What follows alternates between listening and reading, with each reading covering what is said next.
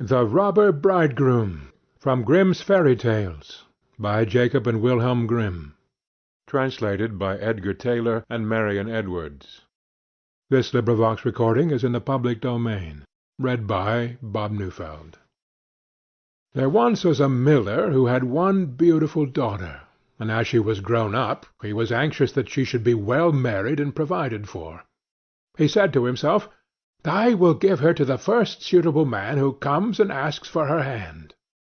Not long after a suitor appeared, and as he appeared to be very rich, and the miller could see nothing in him with which to find fault, he betrothed his daughter to him. But the girl did not care for the man as a girl ought to care for her betrothed husband, and she could not look at him nor think of him without an inward shudder. One day he said to her, "You have not paid me a visit, although we have been betrothed for some time." "I do not know where your house is," she answered. "My house is out there in the dark forest," he said. She tried to excuse herself by saying that she would not be able to find the way thither. Her betrothed only replied, "You must come and see me next Sunday. I have already invited guests for that day, and that you might not mistake the way, I will strew ashes along the path."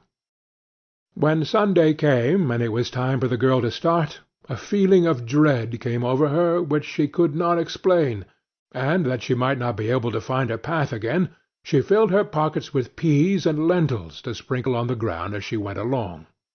On reaching the entrance to the forest, she found the path strewed with ashes, and these she followed, throwing down some peas on either side of her at every step she took. She walked the whole day until she came to the deepest, darkest part of the forest. There she saw a lonely house, looking so grim and mysterious that it did not please her at all. She stepped inside, but not a soul was to be seen, and a great silence reigned throughout. Suddenly a voice cried, turn back, young maiden fair! Linger not in this murderer's lair." The girl looked up, and saw that the voice came from a bird hanging in a cage on the wall. Again it cried, turn back, young maiden fair! Linger not in this murderer's lair." The girl passed on, going from room to room of the house, but they were all empty, and still she saw no one. At last she came to the cellar, and there sat a very, very old woman, who could not keep her head from shaking. "Can you tell me," asked the girl, "if my betrothed husband lives here?" "Ah, you poor child," answered the old woman, "what a place for you to come to! This is a murderer's den. You think yourself a promised bride, and that your marriage will soon take place, but it is with death that you will keep your marriage feast. Look, do you see that large cauldron of water which I am obliged to keep on the fire? As soon as they have you in their power, they will kill you without mercy, and cook and eat you, for they are eaters of men. If I did not take pity on you and save you, you would be lost." Thereupon the old woman led her behind a large cask, which quite hid her from view. "Keep as still as a mouse," she said. "Do not move or speak, or it will be all over with you. To-night, when the robbers are all asleep, we will flee together.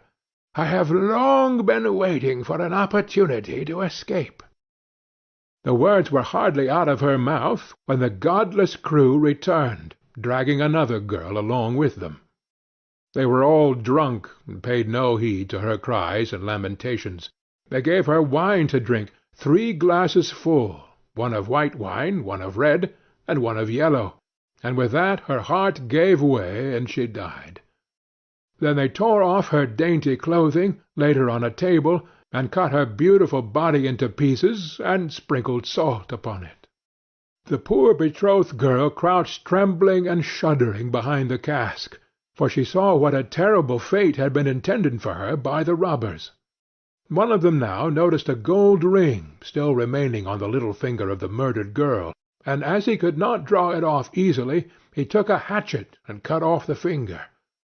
But the finger sprang into the air, and fell behind the cask into the lap of the girl who was hiding there. The robber took a light and began looking for it, but he could not find it. "Have you looked behind the large cask?" said one of the others. But the old woman called out, "Come and eat your suppers, and let the thing be till to-morrow. The finger won't run away." "The old woman is right," said the robbers, and they ceased looking for the finger and sat down. The old woman then mixed a sleeping draught with their wine, and before long they were all lying on the floor of the cellar, fast asleep and snoring.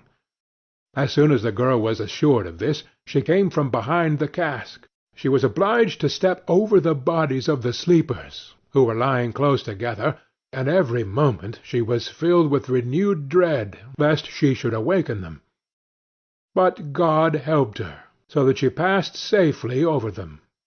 And then she and the old woman went upstairs, opened the door, and hastened as fast as they could from the murderous den. They found the ashes scattered by the wind, but the peas and lentils had sprouted, had grown sufficiently above the ground to guide them in the moonlight along the path. All night long they walked, and it was morning before they reached the mill. Then the girl told her father all that had happened. The day came that had been fixed for the marriage. The bridegroom arrived, and also a large company of guests, for the miller had taken care to invite all his friends and relations. As they sat at the feast, each guest in turn was asked to tell a tale. The bride sat still, and did not say a word. "And you, my love," said the bridegroom, turning to her, "is there no tale you know? Tell us something." "I will tell you a dream, then," said the bride. "I went alone through a forest, and came at last to a house. Not a soul could I find within, but a bird that was hanging in a cage on the wall cried, 'Turn back, young maiden fair, linger not in this murderer's lair.' And again a second time it said these words.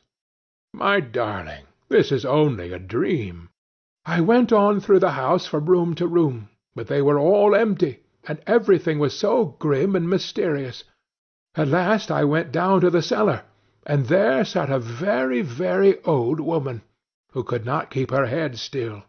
I asked her if my betrothed lived there, and she answered, 'Oh, you poor child, you are come to a murderer's den.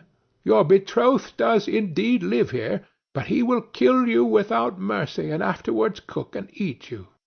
My darling, this is only a dream. The old woman hid me behind a large cask, and scarcely had she done this when the robbers returned home, dragging a young girl along with them. They gave her 3 kinds of wine to drink, white, red, and yellow, and with that she died. My darling, this is only a dream. Then they tore off her dainty clothing, and cut her beautiful body into pieces, and sprinkled salt upon it. My darling, this is only a dream. And one of the robbers saw that there was a gold ring still left on her finger, and as it was difficult to draw off, he took a hatchet and cut off her finger. But the finger sprang into the air, and fell behind the great cask into my lap. And here is the finger with the ring." And with these words the bride drew forth the finger, and showed it to the assembled guests. The bridegroom, who during this recital had grown deadly pale, up and tried to escape, but the guests seized him and held him fast. They delivered him up to justice, and he and all his murderous band were condemned to death for their wicked deeds. End of The Robber Bridegroom.